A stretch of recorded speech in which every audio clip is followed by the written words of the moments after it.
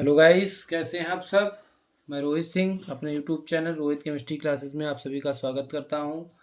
जैसा कि आप सभी को पता है, 3 मार्च को क्लास 12th का बायोलॉजी पेपर फर्स्ट मीटिंग में होना है और इसीलिए हम लोग बायोलॉजी की तैयारी करने में लगे हुए हैं। आज हम लोग पिछले वीडियो हमारे देख लीजिएगा जाके, उसमें हमने 1 नंबर वाले जितने भी निश्चित उत्तरीय प्रश्न आपके सिलेबस से बनते हैं पूरी बुक से, हमने हैंड रिटन नोट्स आपको एक्सप्लेन किए हैं, समझाए हैं। और आज हम लोग पिछले 10 वर्षों में पूछे गए सभी महत्वपूर्ण बहुविकल्पीय प्रश्नों की सीरीज देखेंगे। जो भी प्रश्न आज तक आपके एग्ज़ाम में, बोर्ड एग्ज़ाम में पूछे गए बहुविकल्पीय प्रश्न, सारे आपको एक साथ रिवीजन करने को मिलेंगे। जल्दी से आ जाइए सभी लोग, वीडियो को लाइक कीजिए, चैनल सब्सक्राइब कर लीजिए नहीं किए हैं तो, और बेल आइकन को प्रेस कर लीजिए जिससे कि सारे नोटिफिकेशन आप तक पहुंचते रहें।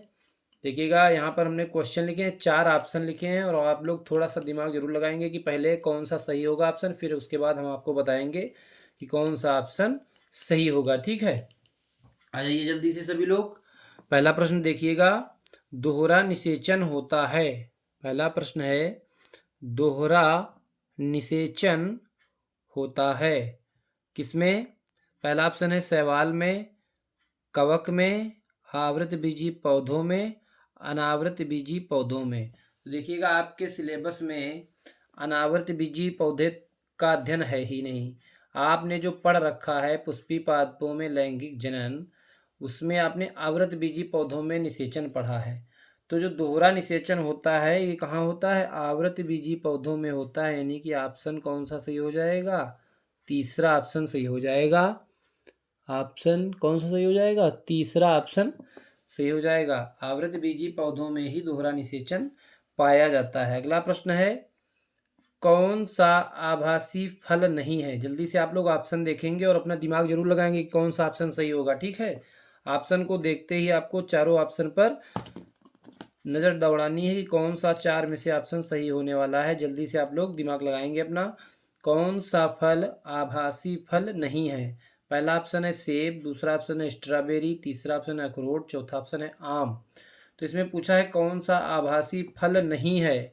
यह आप जरूर प्रश्न में देख लीजिएगा, नहीं पर विशेष ध्यान रखिएगा। पता लगे नहीं लगा और आप जो है आभासी फल बता दो, तो आभासी फल नहीं है। तो इसमें से 3 आभासी फल हैं, कोई एक ऐसा ऑप्शन है जो आभासी फल नहीं है।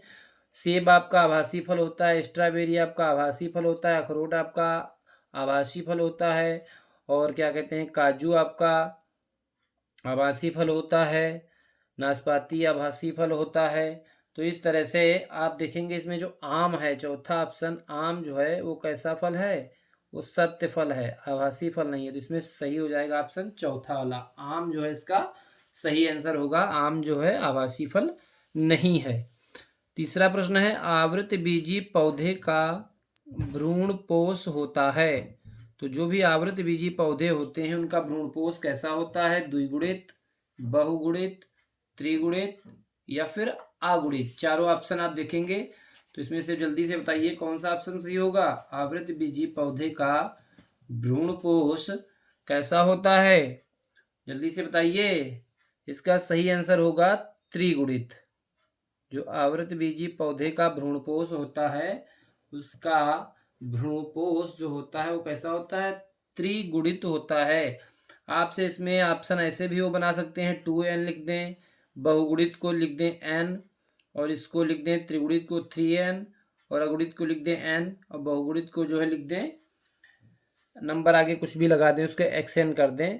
तो आप ये ध्यान रखिएगा, त्रिगुणित आवृत बीजी पौधे का भ्रूणपोष होता है। ठीक है, अगला प्रश्न है, आवृत बीजी पौधे के भ्रूणपोष में गुणसूत्रों की संख्या होती है। देखो वही ऑप्शन आ गया, हम जो आपसे बता रहे थे। x होती है यानी कि अगुणित, 2x यानी द्विगुणित, 3x यानी कि त्रिगुणित, और जो होता है ये नॉट लिखा है। तो भ्रूणपोष में जो गुणसूत्रों की संख्या होती है वो 3x होती है यानी कि त्रिगुणित होती है। ऑप्शन नंबर ग सही हो जाएगा, तीसरा वाला ऑप्शन।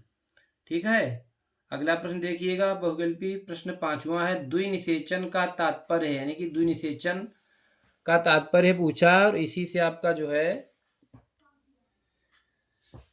देखेंगे अगला प्रश्न, द्विनिषेचन का तात्पर्य है। ऑप्शन देखिएगा, पहला ऑप्शन है द्विनिषेचन से क्या मतलब है, द्विनिषेचन कब होता है। देखिए पहला ऑप्शन इसमें लिखा है दो नर युग्मकों का अंड कोशिका से संयोजन। दो नर युग्मकों का अंड कोशिका से संयोजन, पहला ऑप्शन। दूसरा ऑप्शन है एक नर युग्मक का अंड कोशिका से और दूसरे नर युग्मक का किससे, द्वितीयक केंद्रक से जब संयोजन हो। तीसरा ऑप्शन है एक नर युग्मक का अंड कोशिका से दूसरे का सिनर्जिड कोशिका से। ये भी ऑप्शन गलत है। उपरोक्त सभी ये तो बिल्कुल गलत है। तो द्विनिषेचन होता है तब जब एक नर युग्मक क्या करता है, अंड कोशिका से संयोजन करता है और दूसरा नर युग्मक द्वितीयक केंद्रक से करता है। यानी कि ऑप्शन नंबर इसमें खास सही हो जाएगा सेकेंड ऑप्शन, कि जब एक नर युग्मक अंड कोशिका से और दूसरा नर युग्मक द्वितीयक केंद्रक से संयोजन करता है तो इसे दोहरा निषेचन या द्विनिषेचन कहते हैं। जल्दी से स्क्रीनशॉट लीजिएगा सभी लोग, स्क्रीनशॉट लीजिए सभी लोग। अगला प्रश्न देखेंगे हम लोग, प्रश्न नंबर 6 देखेंगे। बीजांड का वह स्थान जहाँ बीजांड वृंत जुड़ा होता है। बीजांड का वह स्थान जहाँ बीजांड वृंत जुड़ा होता है। तो बीजांड के किस स्थान से बीजांड वृंत जुड़ा होता है। पहला ऑप्शन है निभाग, दूसरा ऑप्शन है नाभिका जिसे हाइलम कहते हैं, तीसरा ऑप्शन गा है केंद्रक और चौथा ऑप्शन है माइक्रोपाइल। तो जो बीजांड का स्थान है जहाँ पर बीजांड वृंत जुड़ा होता है उसे कहते हैं नाभिका या hilum. Option number second B option या खा ऑप्शन जो है इसका सही हो जाएगा। खा वाला विकल्प दूसरा विकल्प सही है। नाभिका से बीजांड का बीजांड वृंत जुड़ा होता है जिसे कि हाइलम भी बोलते हैं। अगला प्रश्न है 112 लघु बीजाणुओं के निर्माण हेतु लघु बीजाणु मात्र कोशिका में कितने अर्धसूत्री विभाजन होंगे। प्रश्न को आप समझ लीजिएगा, कोई जरूरी नहीं आपसे 112 ही पूछे, संख्या बदल सकता है वो। तो 112 लघु बीजाणु अगर बन रहे हैं तो इसका मतलब लघु बीजाणु मात्र कोशिका होगी, उसमें कितने अर्धसूत्री विभाजन हो रहे होंगे। एक लघु बीजाणु मात्र कोशिका में जब एक बार अर्धसूत्री विभाजन होता है तो उससे 4 लघु बीजाणु बनते हैं। तो जब 112 लघु बीजाणु बने होंगे इसका मतलब अर्धसूत्री विभाजन कितनी बार हुआ होगा, 28 बार। 28 चौको 112 होता है, ठीक है। यानी कि 28 बार अर्धसूत्री विभाजन हुआ होगा और 28 बार अर्धसूत्री विभाजन के फलस्वरूप 112 लघु बीजाणुओं का निर्माण हुआ होगा। याद रखेंगे एक अर्धसूत्री विभाजन में 4 लघु बीजाणु बनते हैं, ठीक है। तो इसको 4 से डिवाइड कर देंगे तो 28 आ जाएगा, ठीक। अगला प्रश्न है भारतीय भ्रूण विज्ञान के जनक हैं। ये भी बहुत इंपॉर्टेंट क्वेश्चन है। सारे प्रश्न जितने आपको हम कराएंगे ये सारे बहुविकल्पी पिछले 10 वर्षों में खूब पूछे गए हैं, कई कई बार पूछे गए हैं, रिपीट हुए हैं। भारतीय भ्रूण विज्ञान के जनक हैं तो पहला ऑप्शन है राम उदार, बी ऑप्शन है BN प्रसाद, घा ऑप्शन है PN मेहता और घा ऑप्शन चौथा है P माहेश्वरी। जल्दी से बताइएगा कौन सा ऑप्शन सही होगा। भारतीय भ्रूण विज्ञान के जनक हैं तो जो भारतीय भ्रूण विज्ञान के जनक हैं वो हैं P माहेश्वरी। चौथा ऑप्शन सही है प्री माहेश्वरी। भारतीय भ्रूण विज्ञान के जनक हैं P माहेश्वरी। इनका पूरा नाम है प्रोफेसर पंचानन माहेश्वरी, ठीक है। अगर ऑप्शन में प्रोफेसर पंचानन माहेश्वरी लिखा हो तो वही ऑप्शन सही है, और अगर शॉर्ट में लिखा होगा तो P माहेश्वरी लिखा होता है, ठीक है। कंफ्यूज मत हो जाइएगा, P से मतलब पंचानन से है। अगला प्रश्न है एक प्रारूपिक आवृतबीजी पराग कोश में लघु बीजाणु धानियों की संख्या होती है। अगर आपने आवृतबीजी परागकोश की संरचना देखी होगी तो उसमें 4 लघु बीजाणु धानियां होती हैं। कितनी होती हैं, 4 लघु बीजाणु धानियां होती हैं। तो ऑप्शन सही हो जाएगा चौथा, घा ऑप्शन सही हो जाएगा। 4 लघु बीजाणु धानियां एक आवृतबीजी परागकोश में स्थित होती हैं, ठीक है। अगला प्रश्न है प्रश्न नंबर 10 सैल्विया में परागण होता है। बहुत इंपॉर्टेंट क्वेश्चन है ये। सैल्विया में परागण होता है, पहला ऑप्शन है जल द्वारा, दूसरा ऑप्शन है कीटो द्वारा, तीसरा ऑप्शन है वायु द्वारा और चौथा ऑप्शन है नॉट। ठीक है। सैल्विया में परागण होता है, तो सैल्विया में जो परागण होता है वो कैसे होता है? कीटों द्वारा। कैसे होता है? कीटों द्वारा। ऑप्शन नंबर सेकेंड, खा वाला ऑप्शन सही है, कीटों द्वारा सैल्विया में परागण होता है। ठीक है, जल्दी से स्क्रीनशॉट लीजिए सभी लोग। स्क्रीनशॉट ले लिया करिए आप लोग, कहने का वेट ना किया करिए और जल्दी से हम लोग अगले पेज पर चलते हैं। क्वेश्चन नंबर देखेंगे 11।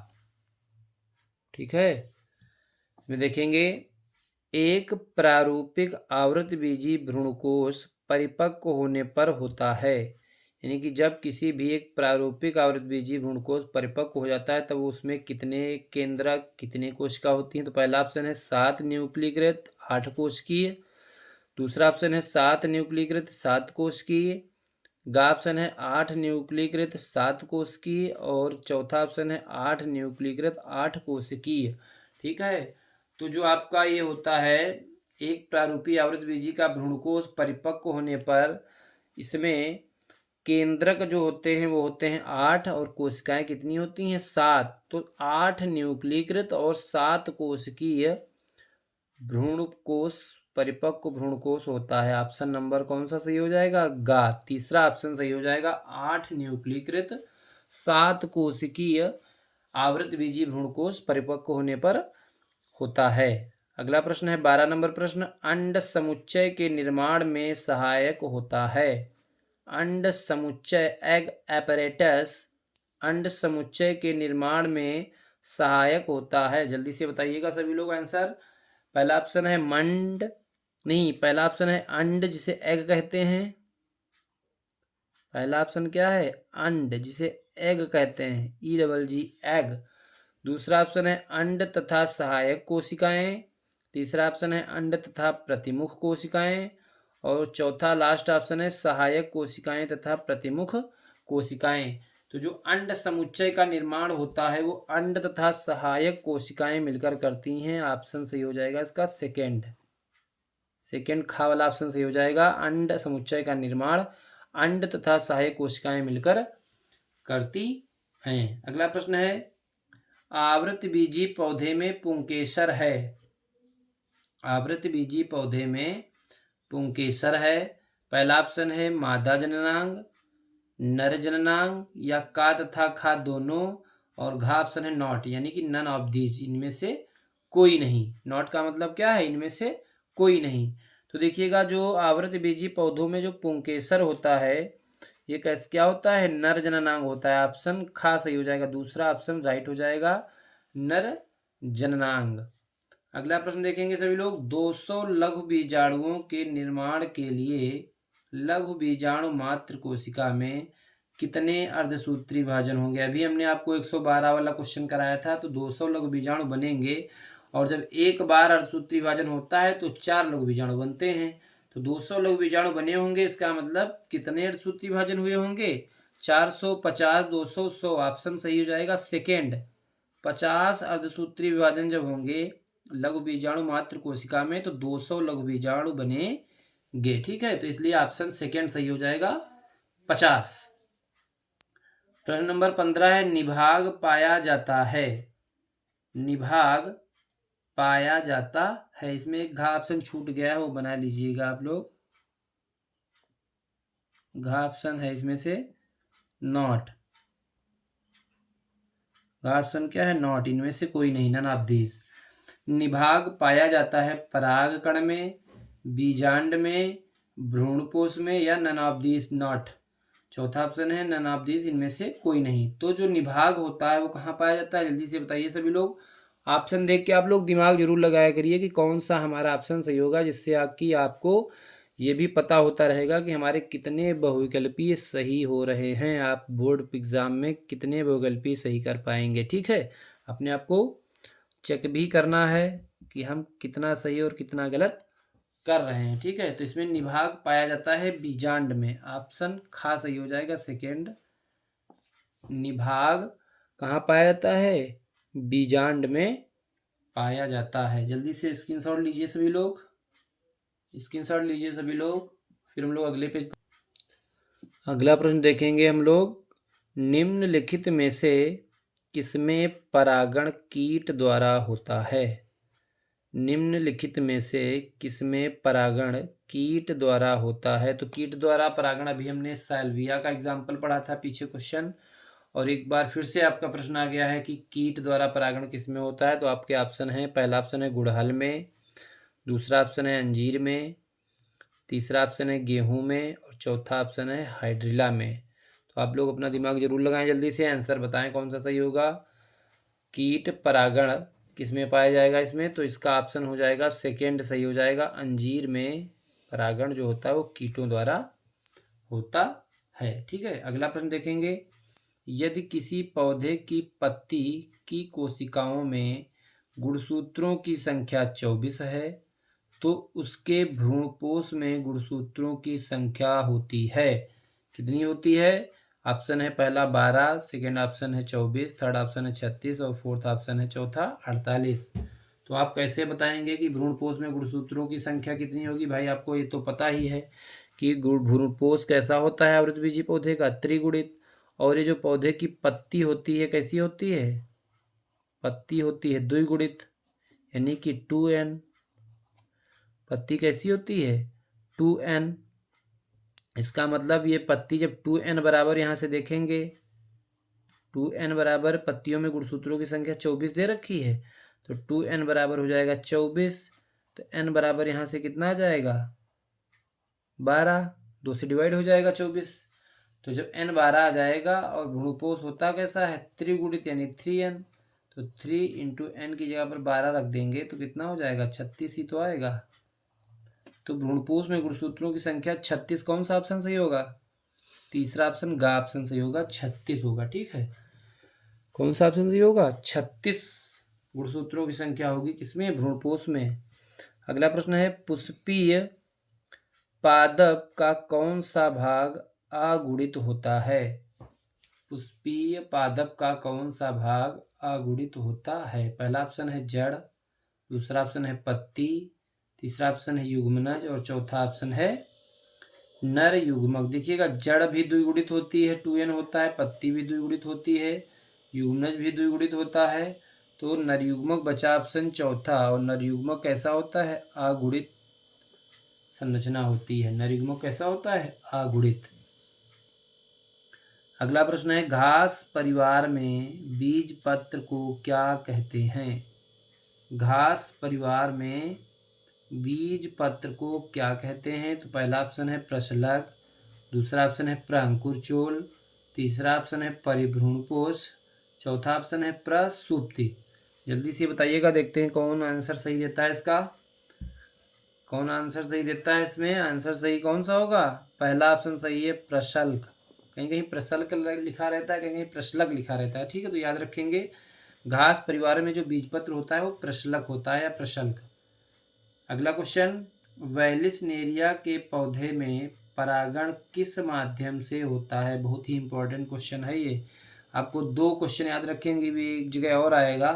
वेलिसनेरिया और हाइड्रिला ये दोनों जल परागित पौधे हैं। निश्चित उत्तरी प्रश्नों में भी ये प्रश्न पूछा गया है आपसे, हमने लास्ट वीडियो आप हमारा जाके पिछला वाला देख लीजिएगा। वेलिसनेरिया के पौधे में परागण किस माध्यम से होता है। तो पहला ऑप्शन है जल द्वारा, वायु द्वारा, कीटों द्वारा, मनुष्य द्वारा।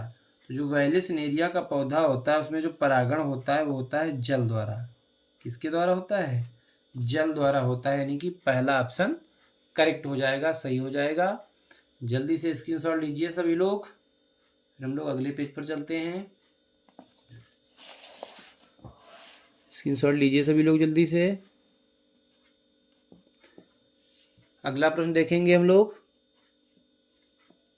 स्त्री में अंतररोपण के समय भ्रूण किस अवस्था में होता है। यानी कि जब स्त्री के गर्भाशय में भ्रूण जो है उसकी आंतरिक दीवार से क्या हो जाता है, प्रत्यारोपित या अंतररोपित हो जाता है, धंस जाता है उस दीवार में, अंता वाली दीवार में गर्भाशय की, तो उसमें भ्रूण किस अवस्था में होता है ये पूछा है आपसे। मॉरुला अवस्था, ब्लास्टुला अवस्था, गैस्टुला अवस्था, न्यूरुला अवस्था। ठीक है, ये सारी अवस्थाएं होती हैं भ्रूण की। तो जब स्त्री में अंतररोपण होता है उस समय जो भ्रूण होता है वो किस अवस्था में होता है? ब्लास्टुला अवस्था में। ऑप्शन नंबर सेकंड सही हो जाएगा, ब्लास्टुला अवस्था। ठीक है, अगला प्रश्न, एंड्रोजन हार्मोन स्रावित होता है। एंड्रोजन हार्मोन स्रावित होता है जितने भी वो चाहे नर हार्मोन्स हो, द्वितीयक लैंगिक लक्षण प्रदर्शित करने वाला, या मादा हार्मोन्स हो, चाहे एंड्रोजन हो, चाहे एस्ट्रोजन हो, चाहे टेस्टोस्टेरोन हार्मोन्स हो नर पुरुषों में, ये सभी जो होते हैं लीडिंग कोशिकाओं से स्रावित होते हैं। ऑप्शन पहला सही हो जाएगा, लीडिंग कोशिकाओं से। ठीक है, किससे स्रावित होते हैं? लीडिंग कोशिकाओं से। अगला प्रश्न देखो, फिर से पूछा गया है, टेस्टोस्टेरोन हार्मोन स्रावित होता है। तो अभी हमने बताया था कि टेस्टोस्टेरोन हार्मोन्स हो, चाहे एंड्रोजन हो या चाहे एस्ट्रोजन हार्मोन्स हो, ये सभी द्वितीयक लैंगिक लक्षणों का निर्धारण करने वाले जो हार्मोन्स होते हैं ये सब लीडिंग कोशिकाओं से स्रावित होते हैं। तो इसमें भी ऑप्शन आप देखिएगा, सर्टोली कोशिका द्वारा, आदिवृषण द्वारा, जनन कोशिका द्वारा या लीडिंग कोशिका द्वारा। तो जो टेस्टोस्टेरोन हार्मोन्स होता है ये स्रावित होता है लीडिंग कोशिका द्वारा। चौथा ऑप्शन करेक्ट हो जाएगा, सही हो जाएगा। ठीक है, प्रश्न नंबर 24 है, पुरुषों से संबंधित है। पुरुषों से संबंधित है, पहला ऑप्शन है का ऑप्शन है पहला वैसेक्टोमी, जिसे नसबंदी कहते हैं। जिसे क्या कहते हैं? नसबंदी। इसमें वैसेक्टोमी दिया है तो आपको घुमा भी सकता है, वो आपसे नसबंदी भी पूछ सकता है। गोलियां, और गा ऑप्शन है ट्यूबेक्टोमी, जिसे कहते हैं नलबंदी। नलबंदी। और चौथा ऑप्शन है नॉट, नन ऑफ दिस, इनमें से कोई नहीं।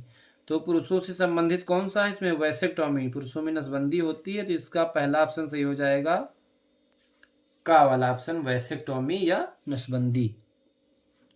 प्रश्न नंबर 25 है, श्वेत रुधिर कणिकाओं के अति उत्पादन के परिणाम स्वरूप होता है। यानी कि जब श्वेत रुधिर कणिकाएं जो WBCs होती हैं इनका उत्पादन ज़्यादा होने लगता है, अधिक संख्या में बनने लगती हैं, तो बीमारी कौन सी हो जाती है? कौन सा रोग होता है? पहला ऑप्शन है थ्रोम्बोसाइटोपिया, गा ऑप्शन है ल्यूकीमिया, गा ऑप्शन है हीमोफीलिया, और घा ऑप्शन है उपर्युक्त सभी। तो जब श्वेत रुधिर कणिकाओं के अति उत्पादन के परिणाम स्वरूप जो होने वाली बीमारी है उसको कहते हैं ल्यूकीमिया। ऑप्शन नंबर खा सही हो जाएगा, दूसरा ऑप्शन सही हो जाएगा, ल्यूकीमिया। कौन सा ऑप्शन हो जाएगा? ल्यूकीमिया हो जाता है जब भी WBCs की संख्या बढ़ती है। ठीक है, जल्दी से स्क्रीनशॉट लीजिए सभी लोग। अगले पेज पर आते हैं हम लोग।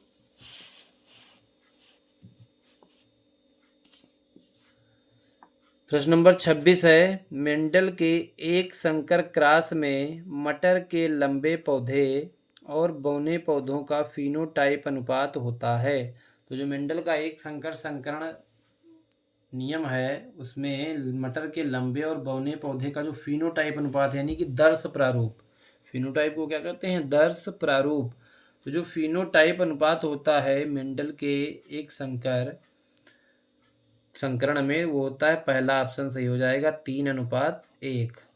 पहला ऑप्शन सही हो जाएगा 3:1 होता है। ठीक है, 27 नंबर प्रश्न क्या कह रहा है, मानव में ABO रुधिर वर्गों के कितने जीनोटाइप संभव हैं?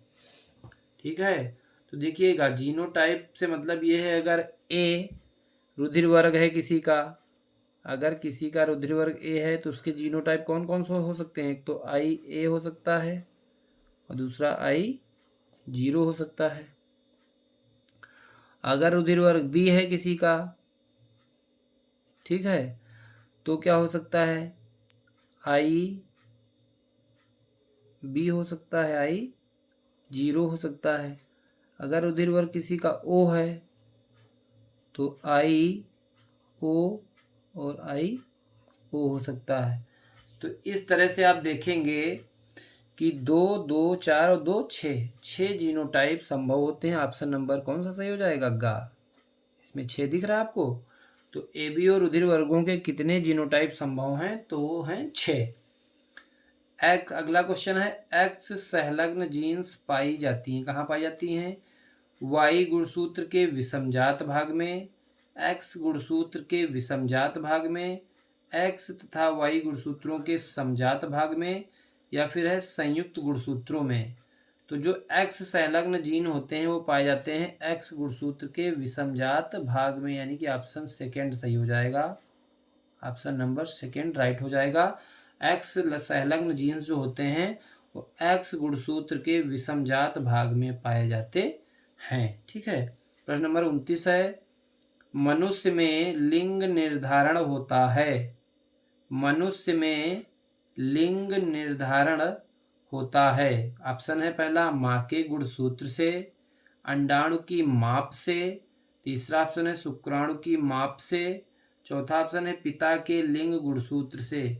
जो मनुष्य में लिंग निर्धारण होता है वो पुरुषों के गुणसूत्र से होता है, यानी कि पिता के गुणसूत्र से।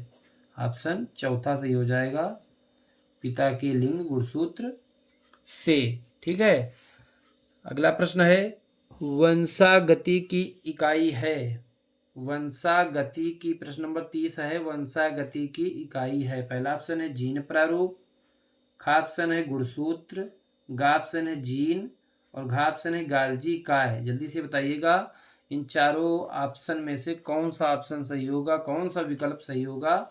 वंशागति की इकाई है, ठीक है, तो वंशागति की इकाई होती है कौन? जीन। ऑप्शन नंबर 3 सही हो जाएगा, गा विकल्प सही हो जाएगा कि वंशागति की इकाई क्या होती है? जीन होती है। ठीक है, जल्दी से स्क्रीनशॉट लीजिए सभी लोग,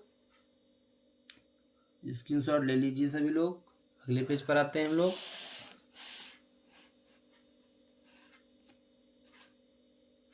ठीक है, अगले पेज पर देखेंगे, प्रश्न नंबर 31 है, कौन सा आनुवांशिक विकार 21वें गुणसूत्र की त्रिसूत्रता के कारण उत्पन्न होता है? बहुत बार बहुविकल्पी प्रश्न पूछा गया है और ये बहुत ही इम्पोर्टेंट क्वेश्चन है कि कौन सा आनुवांशिक विकार 21वें गुणसूत्र की त्रिसूत्रता के कारण उत्पन्न होता है?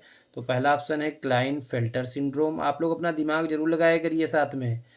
दूसरा ऑप्शन है टर्नर सिंड्रोम, तीसरा ऑप्शन है डाउन सिंड्रोम, और चौथा ऑप्शन जो आपका है वो है थैलीसीमिया। तो 21वीं जोड़ी के गुणसूत्र की त्रिसूत्रता से मतलब ये है कि जो 21वीं जोड़ी के गुणसूत्र में जो 2 गुणसूत्र होंगे उनमें ट्राइसोमी हो जाती है, जिसके कारण एक गुणसूत्र बढ़ जाता है, तो गुणसूत्रों की संख्या कितनी हो जाती है? 47। और ऐसे में रोग कौन सा उत्पन्न होता है? Down syndrome. ऑप्शन सही हो जाएगा गा, डाउन सिंड्रोम। ऑप्शन कौन सा सही हो जाएगा? तीसरा ऑप्शन सही हो जाएगा, डाउन सिंड्रोम। क्वेश्चन नंबर 32, द्विसंकर क्रॉस का फिनोटाइप अनुपात है।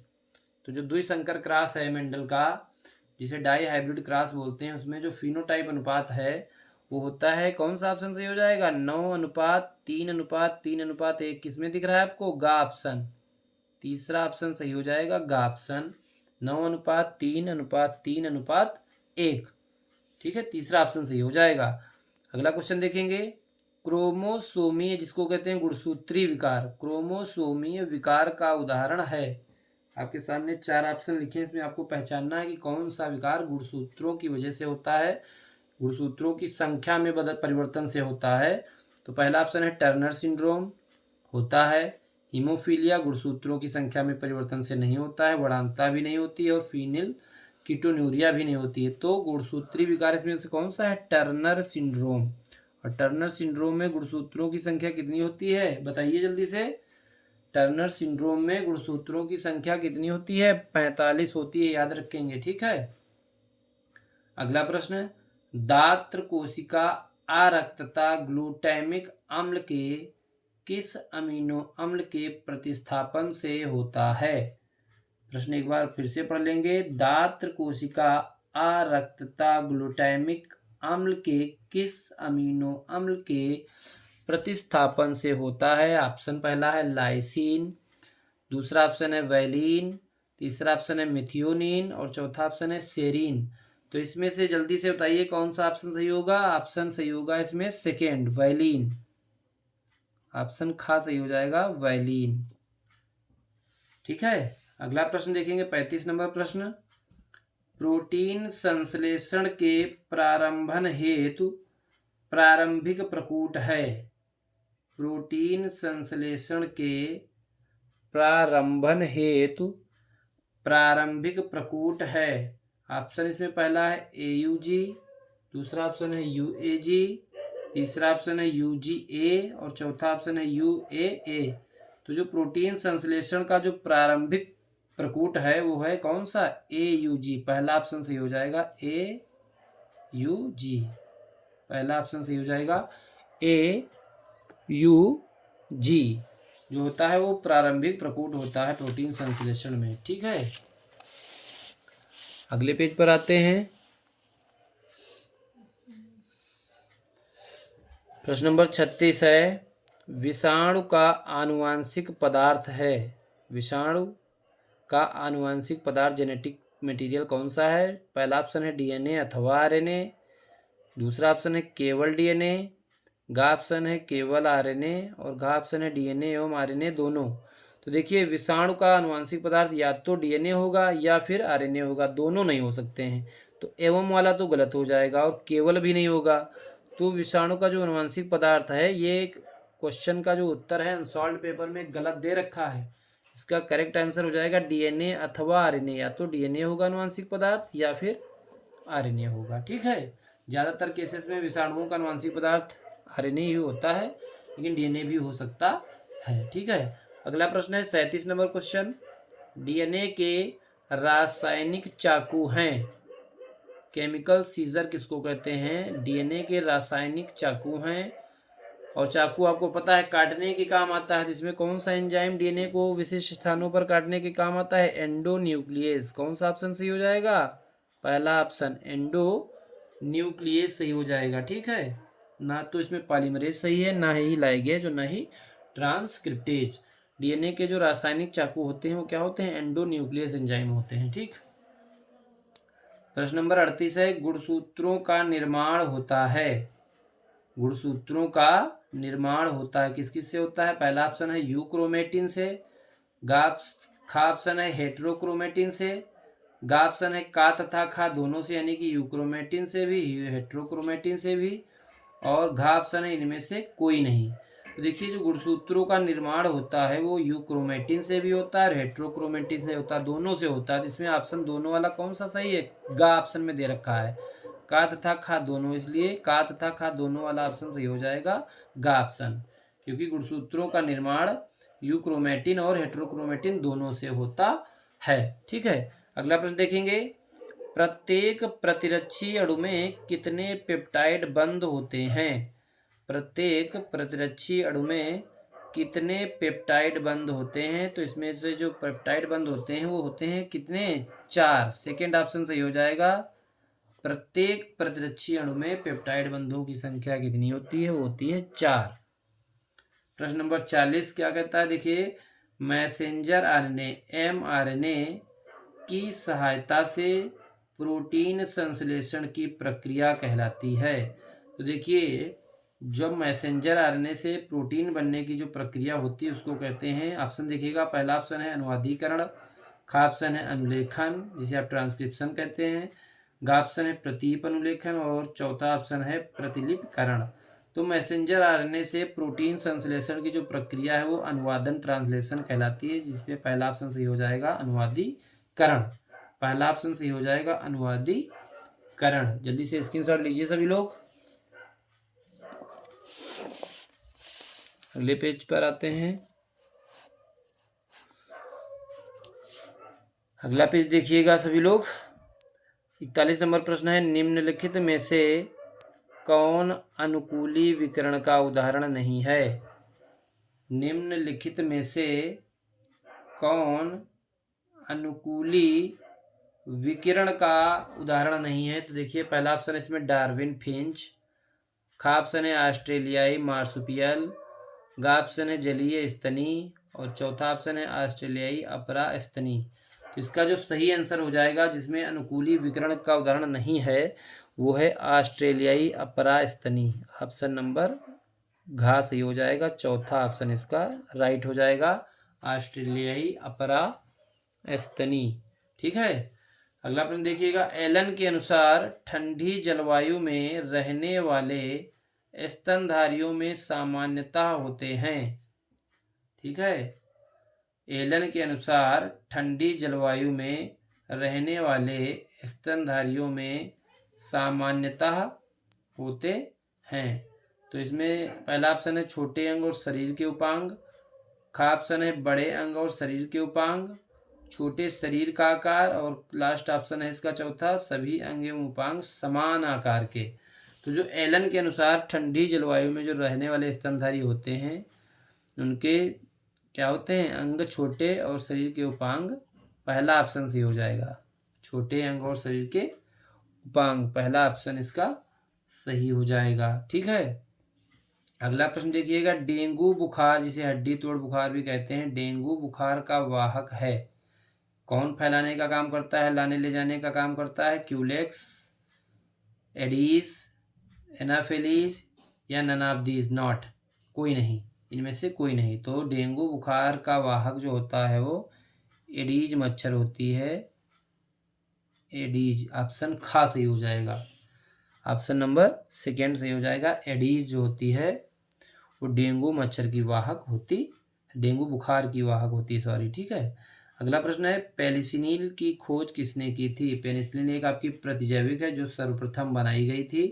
प्रश्न इससे भी पूछा जा सकता है कि सर्वप्रथम किस प्रतिजैविक का निर्माण किया गया था एंटीबायोटिक का, तो पेनिसिलिन का निर्माण किया गया था। और किसके द्वारा किया गया था, तो वैज्ञानिक आपके चार इसमें दे रखे हैं। पहला ऑप्शन है हर्बर्ट बायर, खा ऑप्शन है एम.एस. स्वामीनाथन ने, गा ऑप्शन है रामदेव मिश्र, और चौथा ऑप्शन है अलेक्जेंडर फ्लेमिंग ने। तो सबसे पहले अलेक्जेंडर फ्लेमिंग ने ही प्रतिजैविक बनाई थी पेनिसिलिन, ऑप्शन सही हो जाएगा घा। और किससे बनाई थी, तो पेनिसिलियम नोटेटम से बनाई थी, ये भी याद रखेंगे। अगला प्रश्न है, प्रतिजैविक को मुख्यतः प्राप्त किया जाता है, यानी कि जो एंटीबायोटिक या प्रतिजैविक बनाई जाती हैं वो ज़्यादातर, अधिकतर या मुख्यतः किससे बनाई जाती हैं, तो पहला ऑप्शन है नील हरित शैवाल से, जीवाणुओं से, ब्रायोफाइटा से, विषाणुओं से। जल्दी से अपना दिमाग लगाएं और ऑप्शन सही करें। प्रतिजैविक को मुख्यतः प्राप्त किया जाता है तो बैक्टीरिया से ज़्यादातर प्रतिजैविक बनाए जाते हैं, यानी कि जीवाणुओं से, ऑप्शन सेकेंड सही हो जाएगा, जीवाणुओं से। जल्दी से स्क्रीनशॉट लीजिए सभी लोग, स्क्रीनशॉट लीजिए सभी लोग। फिर देखेंगे अगले प्रश्न। सारे प्रश्न हम आपके लिए एक जगह इकट्ठा करके लिखे हैं मेहनत करके, और आप लोग इसको देखिएगा एक बार वीडियो को, दो बार, जब तक इस सारे बहुकल्पी तैयार ना हो जाएं। लगातार आप इसको एक बार दो बार देखेंगे वीडियो को, जिससे कि आपके बहुकल्पी सारे सही हो जाएं। ठीक है। अगला प्रश्न देखेंगे, विडाल परीक्षण किस बीमारी की जांच में प्रयोग किया जाता है। जो विडाल टेस्ट होता है या विडाल परीक्षण होता है किस में किया जाता है, ऑप्शन है न्यूमोनिया, टाइफाइड की जांच में, या मलेरिया की जांच में, या हैजा की जांच में।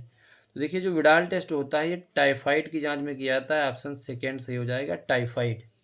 विडाल टेस्ट या विडाल परीक्षण किस बीमारी की जांच में प्रयोग किया जाता है, विडाल टाइफाइड। ठीक है। अगला प्रश्न है 47 नंबर प्रश्न, टीबी के टीके का नाम है। जो टीबी का जो टीका है उसका नाम पूछा गया है। पहला ऑप्शन है बीसीजी, दूसरा ऑप्शन है सेकेंड ओपीवी, घा ऑप्शन है डीपीटी, चौथा ऑप्शन घा है कोवैक्सीन। तो जो टीबी का टीका है उसका नाम क्या होगा, जल्दी से बताइएगा सभी लोग। बीसीजी, पहला ऑप्शन करेक्ट हो जाएगा। टीबी के टीके का नाम है बीसीजी। इसकी फुल फॉर्म भी कभी कभी बीसीजी की पूछ ली जाती है। बी से मतलब है बैसिलस, सी से मतलब है कॉलमेट, जी से मतलब है गुआरिन। बैसिलस कॉलमेट गुआरिन इसका फुल फॉर्म होता है, हम लिखे दे रहे हैं यहाँ पर, बैसिलस कॉलमेट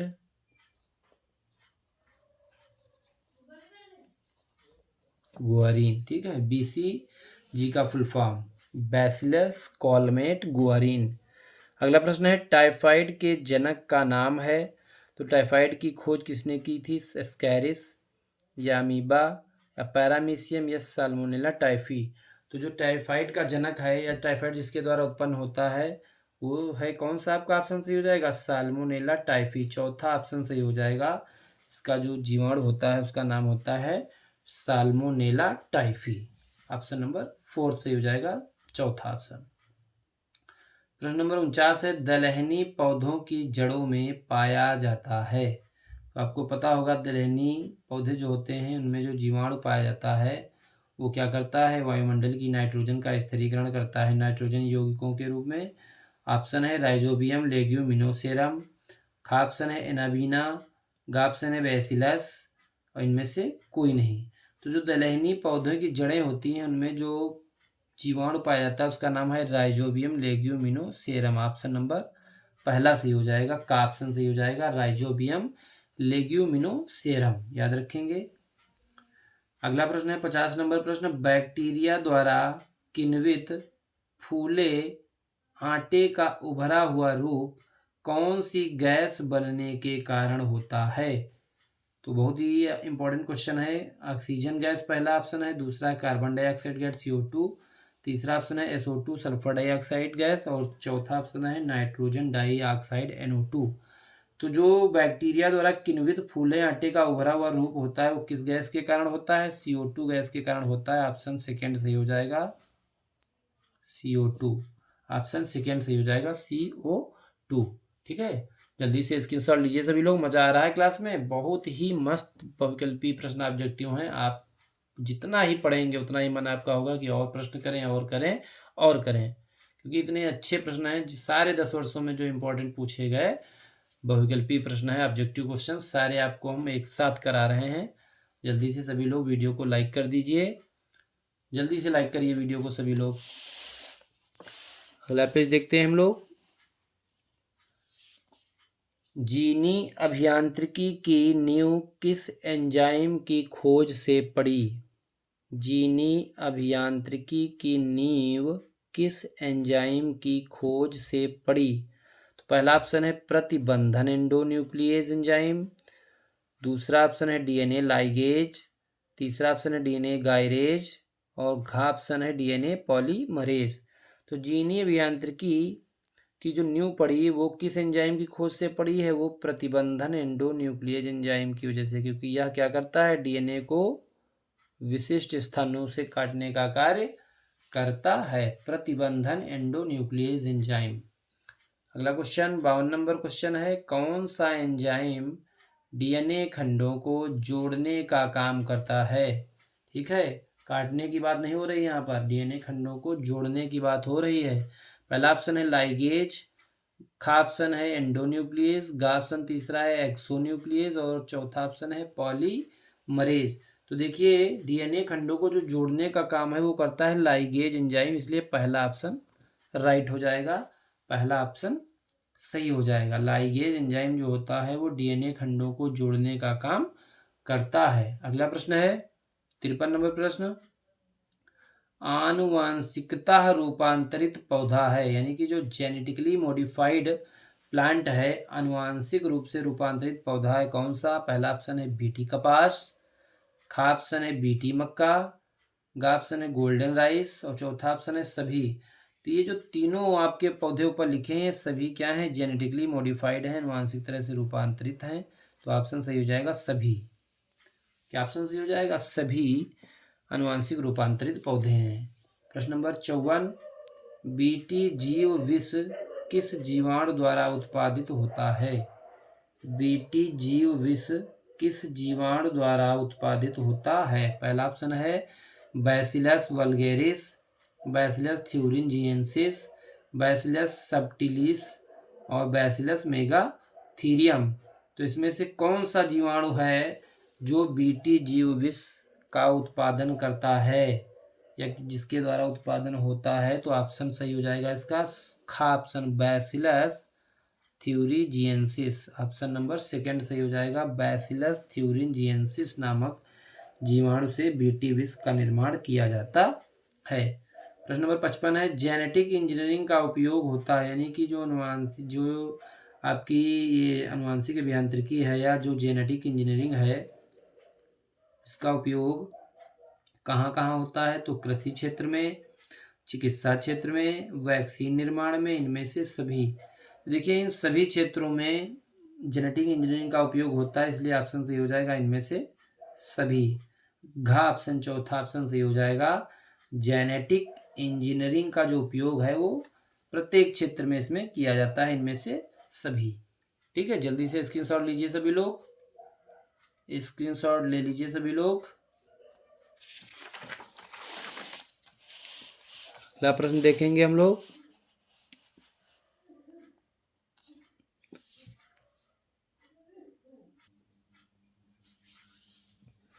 देखेंगे अगला प्रश्न, ऐसी पारस्परिक क्रिया जिसमें एक जाति को लाभ होता है और दूसरी जाति को न लाभ होता है और न ही हानि। इसका मतलब ऐसी प्रक्रिया पारस्परिक क्रिया जिसमें एक जाति को लाभ होता है और वह दूसरी जाति को न तो लाभ पहुंचाता है और न ही हानि, यानी कि उसे प्रभावित नहीं करता है। तो ऐसी प्रक्रिया को क्या कहते हैं? पहला ऑप्शन है अंतरजातीय परजीविता, सहभोजिता, सहोपकारिता, या चौथा ऑप्शन है स्पर्धा। तो ऐसी पारस्परिक क्रिया जिसमें एक जाति को लाभ हो, दूसरी जाति अप्रभावित रहती हो, तो इसको कहते हैं सहभोजिता। ऑप्शन सेकेंड सही हो जाएगा, सहभोजिता। प्रश्न नंबर 57 है, जल परागित पादप का नाम लिखिए, यानी कि ऐसा इसमें से कौन सा ऑप्शन है जिसमें परागण जो होता है वो जल द्वारा होता है? पहला ऑप्शन है हाइड्रिला, खा ऑप्शन है मटर, गा ऑप्शन है नींबू और घा ऑप्शन है नॉट, इनमें से कोई नहीं। तो जो जल परागित पादप है वो है आपका हाइड्रिला। अब इसके पहले एक और प्रश्न आया था जिसमें वेलिस्नेरिया सही था।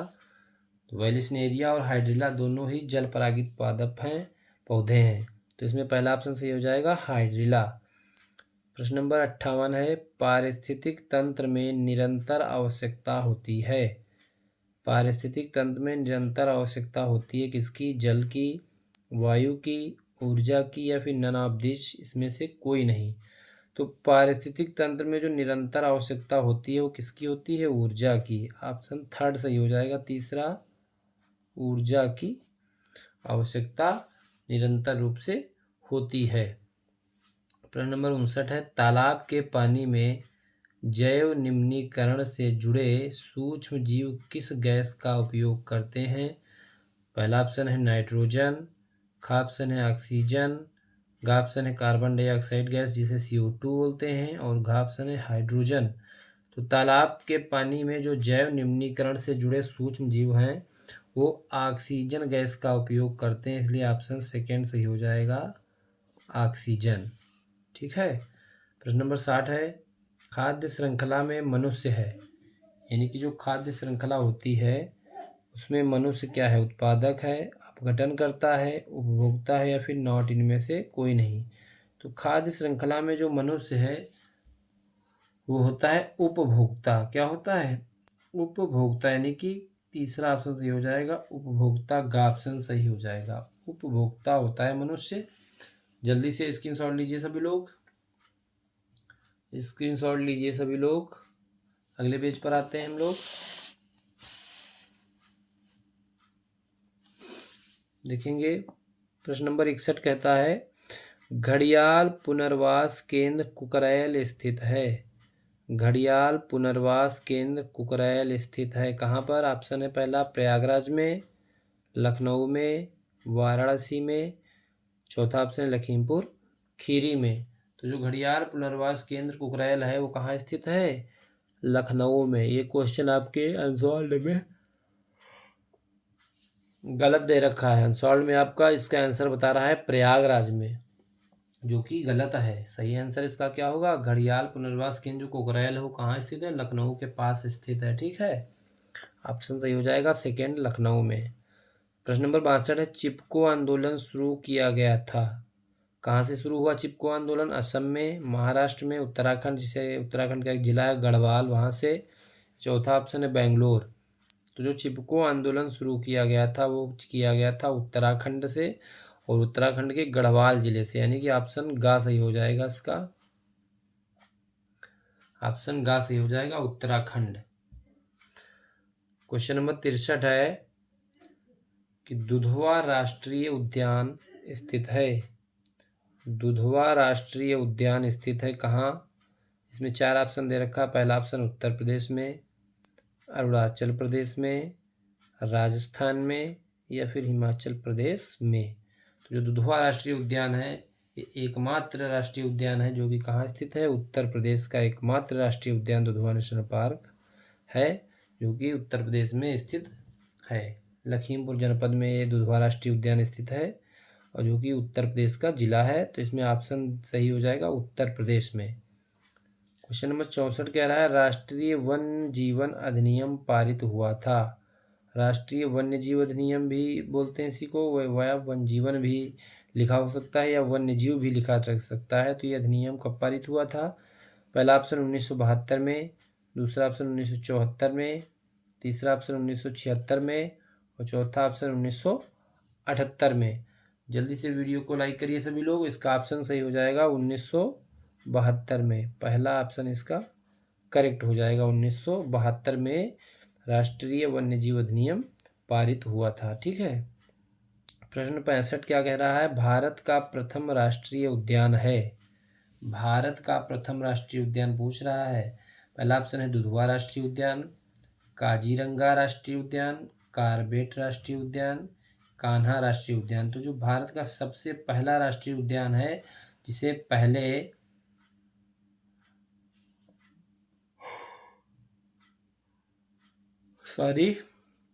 पहले हैली नेशनल पार्क के नाम से जाना जाता था, जो कि अब जिम कार्बेट राष्ट्रीय उद्यान के नाम से जाना जाता है। ऑप्शन सही हो जाएगा गा, ऑप्शन सही हो जाएगा। जिम कार्बेट राष्ट्रीय उद्यान भारत का प्रथम राष्ट्रीय उद्यान था। ठीक है। जल्दी से स्क्रीनशॉट लीजिए सभी लोग, स्क्रीनशॉट लीजिए सभी लोग। फिर अगले और लास्ट पेज पर आते हैं हम लोग। प्रश्न नंबर 66 है उत्तर प्रदेश का राजकीय पक्षी है या उत्तर प्रदेश का राज्य पक्षी है कौन सा है? पहला ऑप्शन है मोर, दूसरा ऑप्शन है सारस, तीसरा ऑप्शन है कबूतर, चौथा ऑप्शन है गौरैया।